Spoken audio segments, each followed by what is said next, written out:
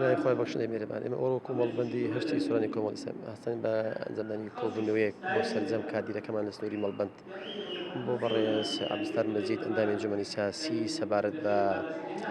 تاوتوێکردنی ئەو بارودۆخ و هەستی ئەو بارودۆخ هەستیارێکی ئێستا لە ئارادا لە هەرێمی کوردستان کە پێدا تێئەپەڕێت کە پێمان وایە قۆناغەشی زۆر هەستیارە کە هەرێمی کوردستان لە ڕووی سیاسیەوە لە ڕووی ئابووریەوە لە ڕووی پۆنە پێ تێئەپەڕێت بە پێویستمان زانی کە بەرچاوی کادیرەکانمان ڕۆشن بکەین بە چاویان ڕوون بکەین کادیرەکانمان لە نزیکەوە ئاگاداری هەڵوو مەرج و بارودۆخی سیاسی ئێستا بن کە